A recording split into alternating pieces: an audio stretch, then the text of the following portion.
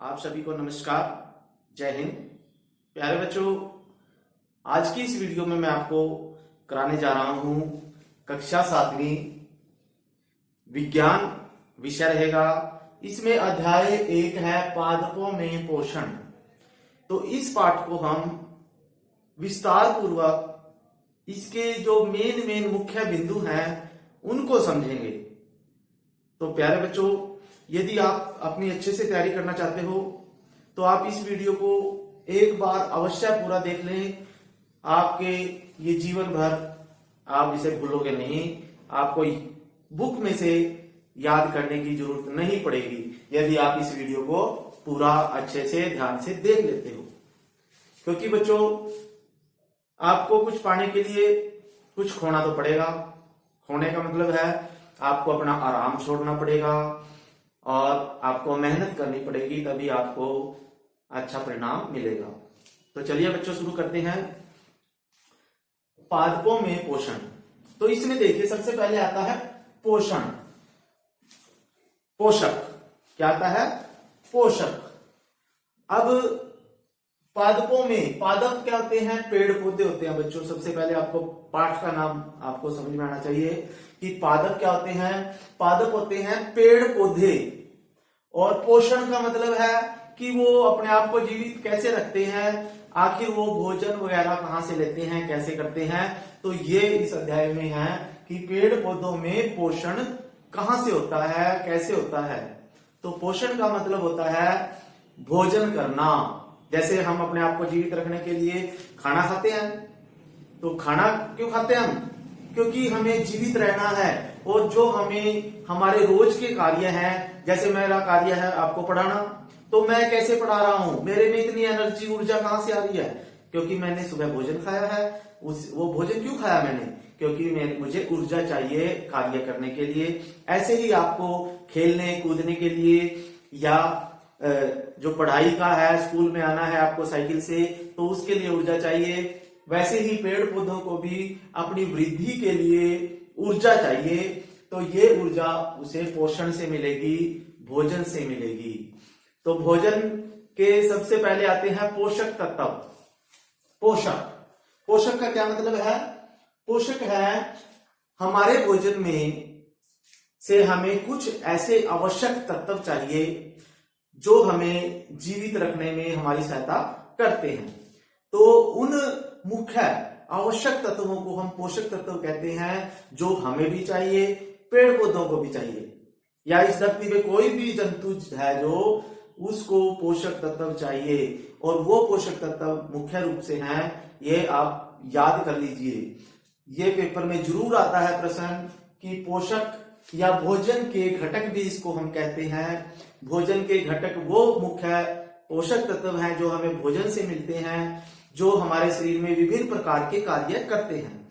जैसे कार्बोहाइड्रेट्स है, ये भी एक पोषक तत्व है। कार्बोहाइड्रेट, ये बच्चे थोड़ा बोलने में कंफ्यूज हो जाते हैं, तो इसको कैसे बोलते हैं? कार्बोहाइड्रेट। फिर दूसरा पोषक तत्व है प्रोटीन। अब कार्बोहाइड्रेट, इसका हमें क्या फायदा है?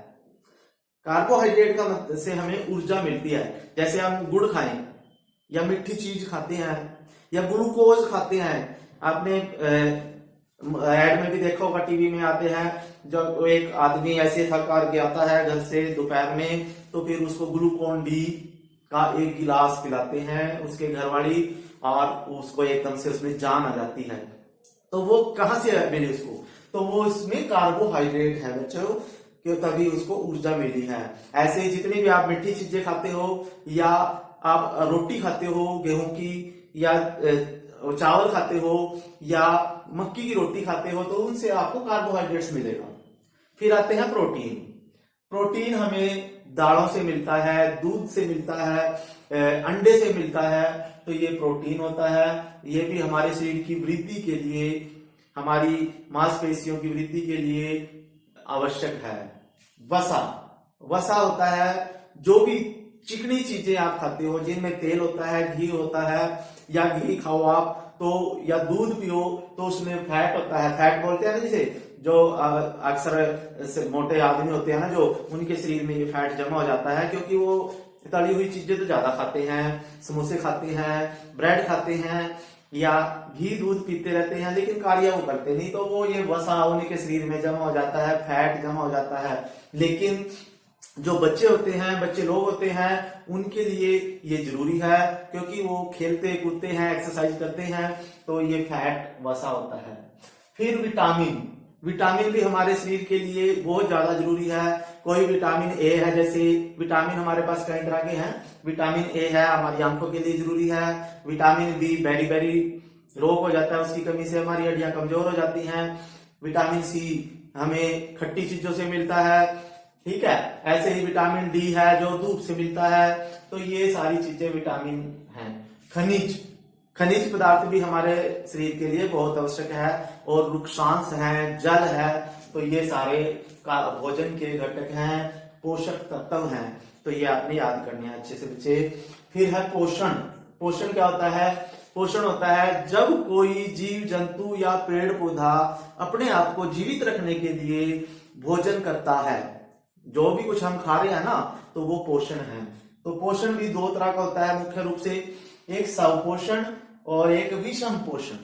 स्वपोषण क्या होता है बच्चों? जब हम अपना भोजन अपने आप बनाते हैं अपने लिए। स्व का मतलब अपने, यानी स्व का मतलब मैं, ठीक है। पोषण का मतलब भोजन, यानी जब मैं अपना भोजन अपने लिए खुद बनाऊंगा,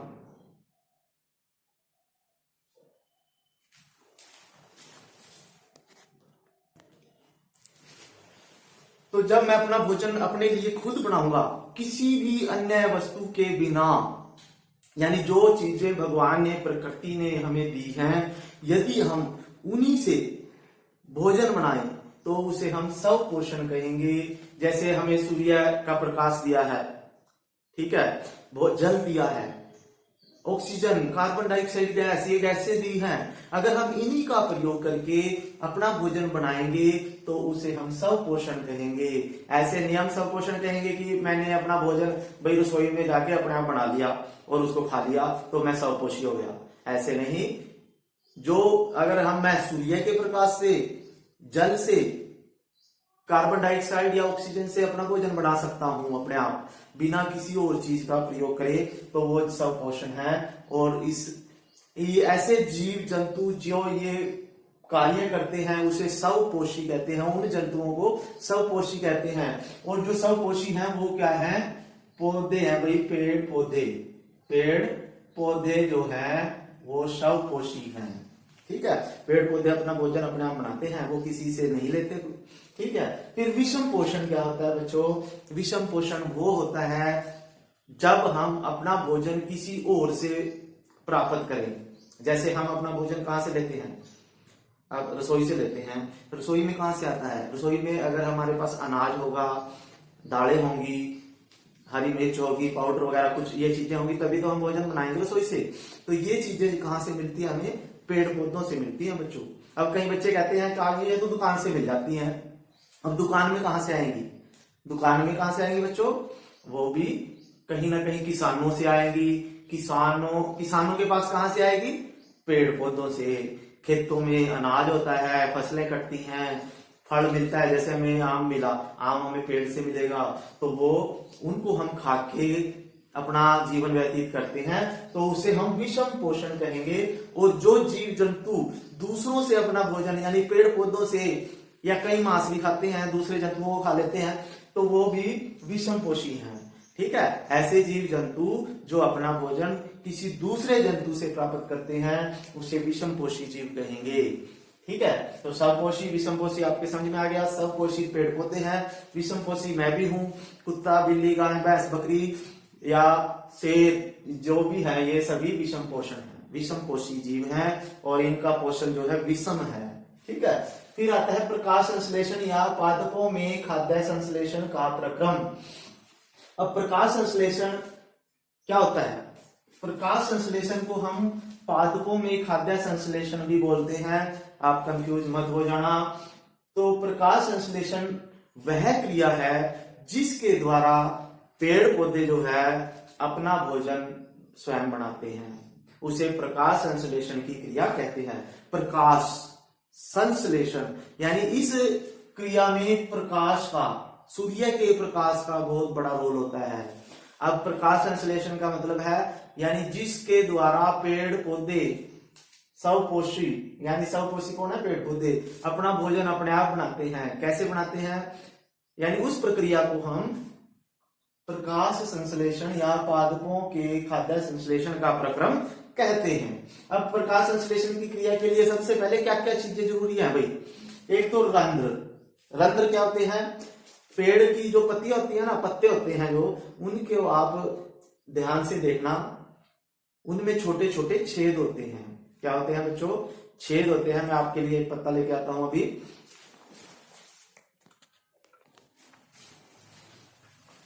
अब इसमें देखिए बच्चों, इसमें क्या होता है,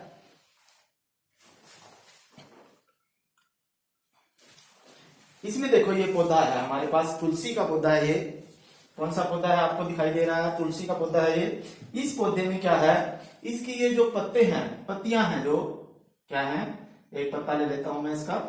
तो इसमें देखिए ये जो पत्ता है, इसमें आपको छोटे छोटे छेद दिखाई देते हैं। जब आप इनको माइक्रोस्कोप से देखते हो तो इन छोटे छोटे छेदों को हम रंध्र कहते हैं। क्या कहते हैं? रंध्र। रंध्र का मतलब छोटे छोटे छेद।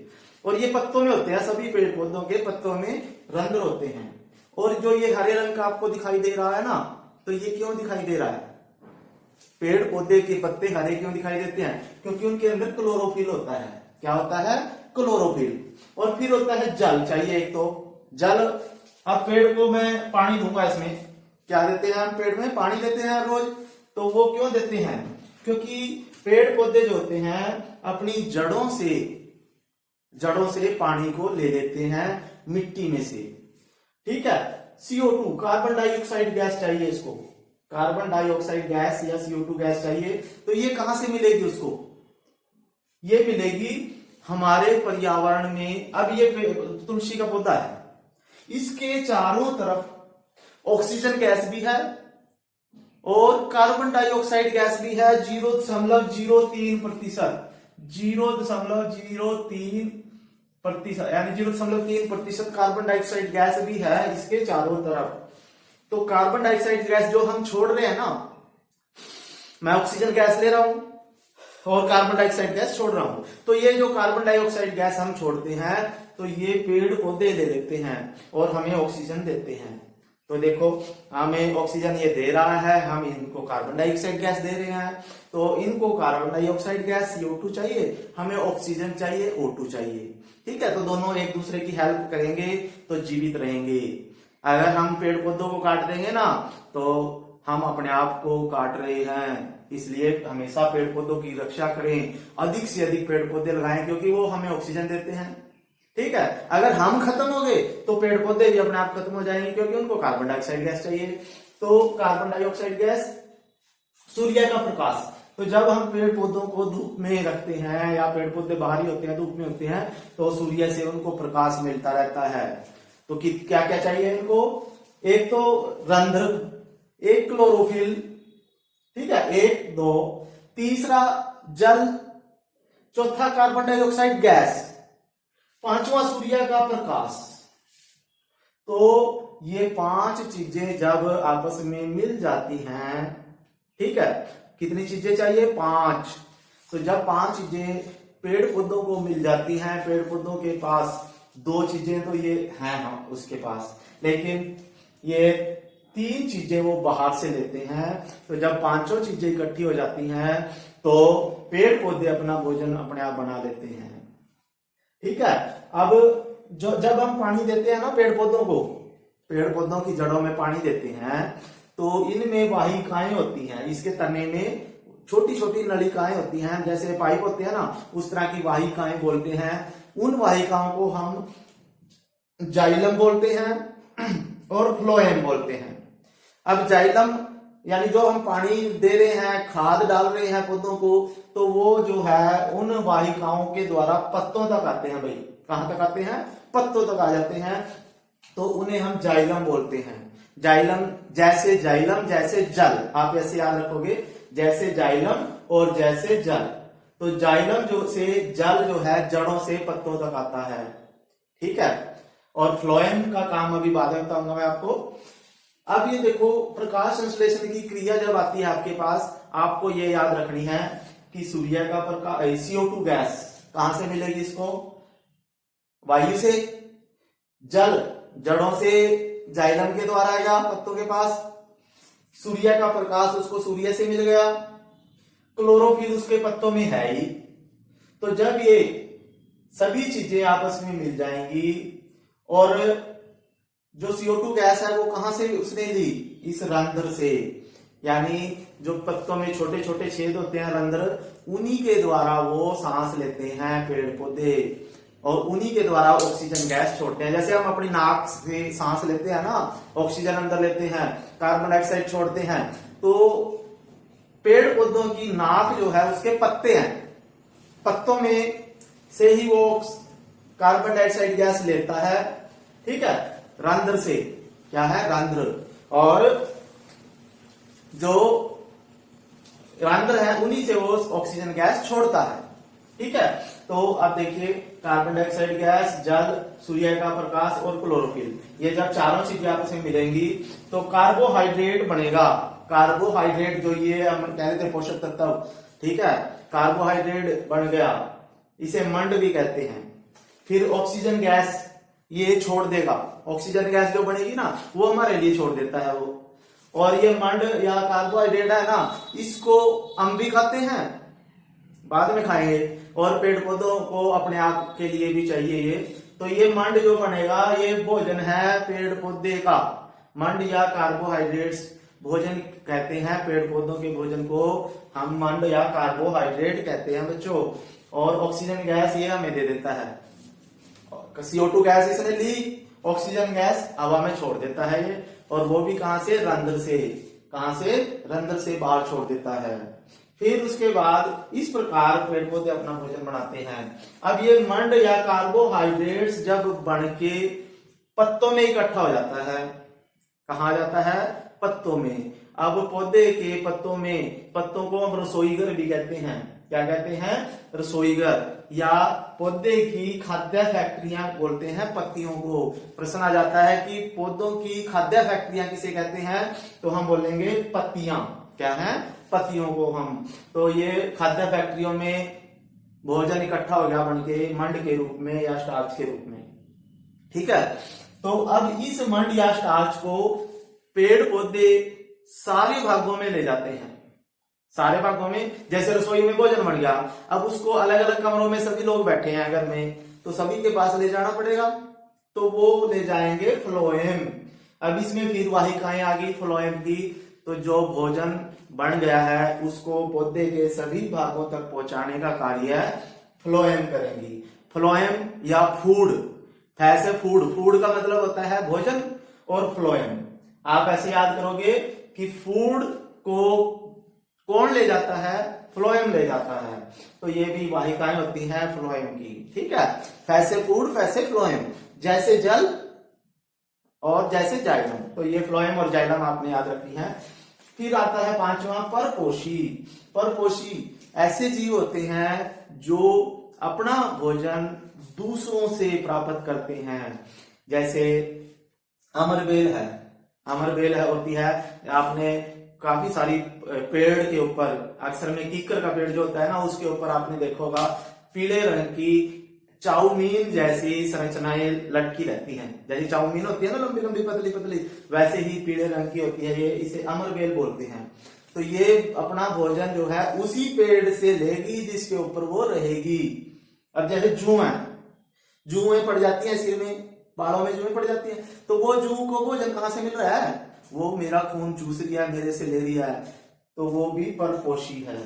फिर चिचड़, चिचड़ लग जाते हैं, कुत्ते को लग जाते हैं, या अक्सर देखा है गायों को, भैंसों को चिचड़ लग जाते हैं, तो वो अपना भोजन उसी जीव से ले रहे हैं, गाय भैंस से ले रहे हैं। तो इन जीवों को हम परपोषी कहते हैं और परजीवी भी कहते हैं। ऐसे जीव, पर का मतलब दूसरा, जीव यानी जो जीव दूसरे के शरीर के ऊपर रह के वहीं से अपना भोजन ग्रहण करे उसे परजीवी ये कहते हैं, और उसके इस पोषण को परपोषी कहते हैं।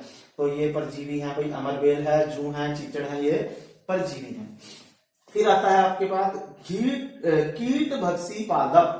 कीटभक्षी पादप। अब हमारे पास अनेक ऐसे पादप हैं, ऐसे पेड़ पौधे हैं जो कीटभक्षी, कीट का मतलब कीड़े मकोड़े, ऐसे पादप जो दूसरे कीटभक्षी, दूसरे जंतुओं को खाते हैं, उन्हें हम कीटभक्षी पादप कहते हैं। अब इनमें घटपर्णी है, घटपर्णी पिच्चर पादप है। कौन सा? इसे घटपर्णी को पिच्चर पादप भी कहते हैं। तो ये घटपर्णी जो है कीटभक्षी पादप है। और एक वीनस है, वीनस फ्लाई ट्रैप।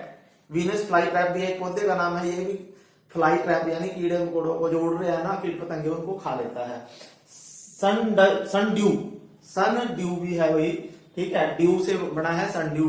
तो सन ड्यू भी एक ऐसा पौधा है जो कीटभक्षी पादप है, ठीक है। तो घटपर्णी या कीटभक्षी पादप होते हैं जो इनके शरीर वो होते हैं भाई, कप से बने होते हैं। तो जब भी कोई कीट पतंगा इसके पास आके यहाँ बैठेगा, ऊपर से ढक्कन ऐसे बंद हो जाता है और वो उसको अंदर ही अंदर खा लेता है। तो इस तरह से ये कीटभक्षी पादप होते हैं। फिर आते हैं मृत जीवी। मृत का मतलब मरे हुए, और जब मर जाता है ना, वो गल सड़ जाता है। तो ऐसे जीव जो मरे हुए गली सड़ी वस्तुओं से अपना भोजन बनाते हैं, उन्हें मृत जीवी कहते हैं। मृत जीवी में आ जाएगा छत्रक या मशरूम कहते हैं। आप मशरूम की खाते हो ना सब्जी, मशरूम की सब्जी बन रही थी भाई उनकी शादी में, मटर मशरूम, ठीक है। तो ये मशरूम जो है मृत जीवी है। क्या है? मृत जीवी। कैसे पैदा हुआ वो? जहां कोई चीज गड़गी सड़गी ना, वहां पे वो छतरियां आ जाती हैं। कई बार बच्चे कहते हैं ये तो छतरी, बारिशों के दिनों में व्हाइट सफेद रंग की छतरी आपने देखी होंगी, जहां कोई सामान गल रहा सड़ रहा है ना पड़ा हुआ, तो वहां पे ये मशरूम पैदा हो जाते हैं। छतरियां, छत्रक भी बोलते हैं इसे। तो ये मृत जीवी है क्योंकि वो मरी हुई गली सड़ी चीजों से बना है। कवक या फंजाई। कवक होता है जैसे आपके घर में रोटी कहीं 2-3 दिन तक पड़ी रही अलग से, जहां नमी भी हो अंधेरा भी हो, तो वहां पे उसके ऊपर उल्ली लग जाती है सफेद रंग की, तो इसे हम कवक या फंजाई बोलते हैं, ठीक है। तो ये भी मृत जीवी हैं और इस पोषण को मृत जीवी पोषण कहते हैं, ठीक है। जो मरे हुए गले सड़े वस्तुओं को अपना भोजन बनाते हैं, उन्हें हम मृत जीवी पोषण कहते हैं। फिर आते हैं सहजीवी। सह का मतलब साथ साथ, ठीक है, सहयोग करें। सह का मतलब सहयोग करते हैं, जब साथ साथ रहेंगे तो सहयोग करेंगे। जीवी यानी ऐसे जीव जब एक दूसरे का सहयोग करते हैं जीवित रहने के लिए, भोजन प्राप्त करने के लिए। जैसे वृक्ष और कवक हैं, पेड़ पौधों के जड़ों में कवक आ जाते हैं, तो जो कवक है ना अपना भोजन पेड़ पौधों से लेंगे, और वृक्षों को क्या फायदा उसका? वृक्षों को फायदा है कि ये कवक उसकी जड़ों में आ जाते हैं, तो वो धरती से पानी वगैरह आसानी से ले लेता है। तो देखो कवक जो है वृक्ष को पानी लेने में आसानी दे रहा है, और वृक्ष कवक को भोजन देता है, तो ये सहजीवी हैं।